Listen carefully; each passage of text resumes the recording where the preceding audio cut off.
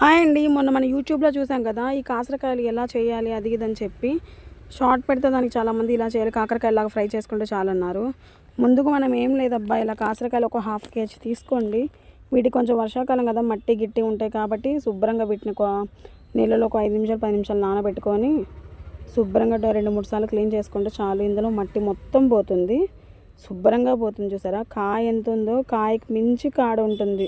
కాకపోతే వీటిలో బెనిఫిట్స్ కూడా అన్నీ ఉంటాయండి. కాకరకాయలు వాటి షుగర్ ఉన్న వాళ్ళకి కానీ అలాంటి వాళ్ళకి కానీ చాలా బెనిఫిట్స్ ఇవి. అంత బాగుంటుంది, టేస్ట్ కూడా సూపర్గా ఉంటుంది. కొంచెం లైట్గా చేదనిపిస్తున్నా కానీ సూపర్గా ఉంటుంది. కాకపోతే ప్రతి ఒక్కరు ఇది ట్రై చేయండి, చాలా బాగుంటుంది. ఫ్రై మాత్రం ఎంత బాగుంది. నేను ఒక్కసారి ట్రై చేశాను అసలు ఆ రోజు మొన్న, చాలా అంటే చాలా బాగుంది.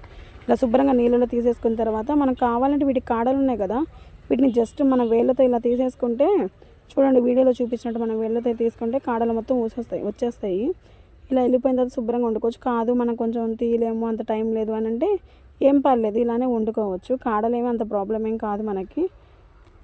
తీసుకునే వాళ్ళు తీసుకోవచ్చు, లేదంటే ఇలా ఉంచుకోవచ్చు. మనం ఏం లేదండి అబ్బా, పొయ్యే ముందు స్టవ్ వెలిగించుకొని నేను చక్కగా ఒక బాండీ తీసుకొని ఆ బాండీలో కాకరకాయలు ఉన్నాయి కదా, ఈ కాకరకాయలు వేసేసుకుంటే సరిపోతుంది.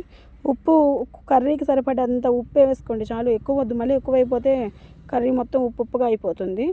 ఇలా స్లో ఫ్లేమ్లో పెట్టుకొని ఇంచాక డక్కన పెట్టుకుంటే సరిపోతుంది బాగా.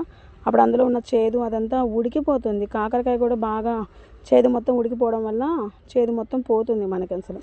తర్వాత దీనికి కావాలంటే సరిపడా మసాలా ప్రిపేర్ చేసుకుందాము. ఏం లేదబ్బా, మనం చిన్న మిక్సీ జార్ తీసుకొని అందులో ఒకటి కొంచెం చిన్నులపాయలు, మనం కాదు కొంచెం ఉల్లిపాయ కారంలో కూడా వేసుకుంటారు కదా, అలా కూడా వేసుకోవచ్చు.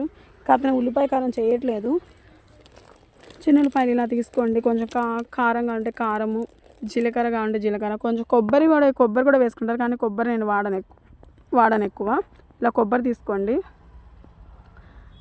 కొబ్బరి లేని వాళ్ళు కొంచెం జీలకర్ర వేసుకోవచ్చు. ఇలా నేనైతే ఎక్కువ వేయట్లేదబ్బా, చిన్నులపాయలు రెబ్బలు కొన్ని తీసుకున్నాను, కొంచెం కారం, కొంచెం జీలకర్ర, కరివేపాకు. పిల్లలు ఎలానో తినరు కదా, మనం ఆ ఫుడ్లో ఏం వేసినా కానీ వాళ్ళు ఏరేరి తీస్తారు.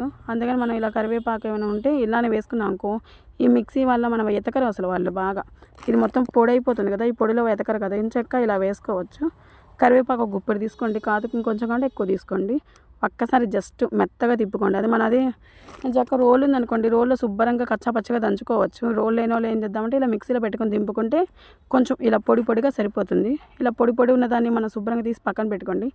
అంతలోకి మనకు బాండీ మీద పొయ్యి మీద ఉన్నది ఎలా అయిపోయిందో చూద్దాము. చూడండి అసలు వాటర్ ఆల్మోస్ట్ బాగా వాటర్ ఊరుతాయి అబ్బా ఇందులో. కూర మాత్రం చూసారు నీళ్ళు ఎలా ఊరినాయో. ఈ నీరు మొత్తం ఇంకేటట్టు మనం బాగా ఇంకొంతసేపు ఉడకబెట్టుకుంటే సరిపోతుంది. లేదు మనం అంతసేపు ఉడకబెట్టుకుని కొంచెం హైలో పెట్టుకున్నారనుకోండి, అవ్వ నీళ్ళు మొత్తం ఎవాపరేట్ అయిపోతుంది. ఇంకో 5 నిమిషాలు ఉంచితే చాలు, ఆ నీరు మొత్తం అయిపోతుంది, ఆవిరికి అయిపోతే అప్పుడు మనం కర్రీ చేసేసుకోవచ్చు. చిన్నపిల్లలు ఈజీగా కూడా చేసుకోవచ్చు. ఎవరైనా స్టార్టింగ్ చేసుకోవాల్సిన వాళ్ళు కూడా ఈ కూరని చేసుకుంటే 5 నిమిషాలు 10 నిమిషాలు అయిపోతుంది, ఎక్కువ టైం కూడా పట్టదు మనకి. నీళ్ళంతా అయిపోయిన తర్వాత ఇంకిపోయిన తర్వాత కొంచెం నూనె పోసుకుంటే మనం ఆ నీళ్ళు ఆల్మోస్ట్ ఉన్నా కానీ పర్లేదు, సపరేట్ కర్రీలో కలిసిపోతాయి. మనం ఎక్కువ నీళ్ళు ఉన్నాయో మళ్ళీ మనం నూనె పోయాలి అనుకోవాల్సిన. హైలో పెట్టుకుంటే కొంచెం ఆ నీరు మొత్తం ఎవాపరేట్ అయిపోతుంది. పక్కనే చూస్తారా వేడిగా అన్నం కూడా వండుతున్నాము, అన్నంలో వేసుకొని తినాలి కదా ఇప్పుడు, అందుకని కొంచెం నూనె వేసుకుంటే ఇందులో నూనె వేసుకొని బాగా కొంచెం కాకరకాయలు లేపుతాం కదా మనం, బాగా క్రిస్పీగా అలాగా ఉంటే అలా కొంచెం కాదు కలుపుకునేటట్టు కావాలంటే అలా కొంచెం లైట్ క్రిస్పీగా వేసుకుంటే చాలు. ఒక 2-3 స్పూన్ల ఆయిల్ వేసుకుంటే సరిపోతుంది.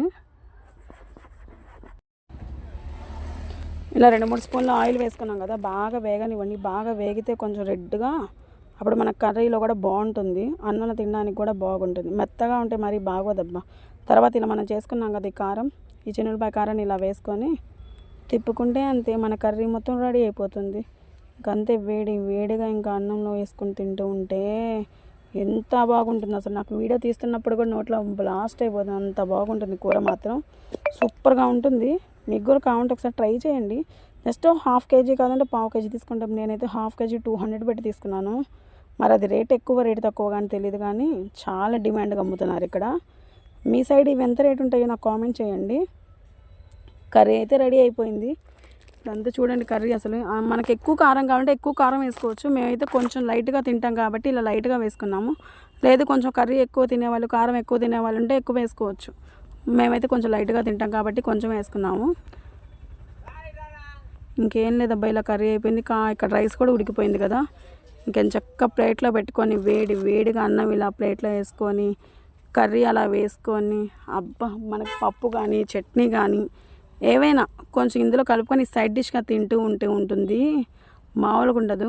నేను ఆ రోజు పప్పు చేశాను అబ్బా. పప్పు వేసుకొని ఇలా చూడండి, నేను ప్లేట్లో పెట్టుకున్నాను చక్క పప్పు. కొంచెం మనం కావాలంటే చట్నీ కూడా వేసుకోవచ్చు.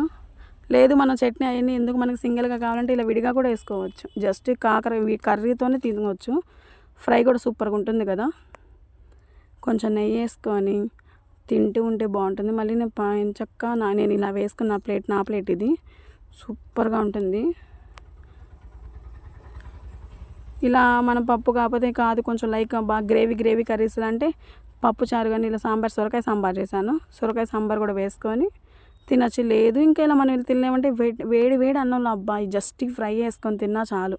మనకి ఇలా సైడ్ కర్రీస్ కూడా అవసరం లేదు. కాకపోతే మాకు ఉన్నాయి కదా అని మేము వేసుకుంటున్నాము. మీకు కూడా అలా చట్నీ లేకపోయినా జస్ట్ ఫ్రై చేసుకున్నా చాలు.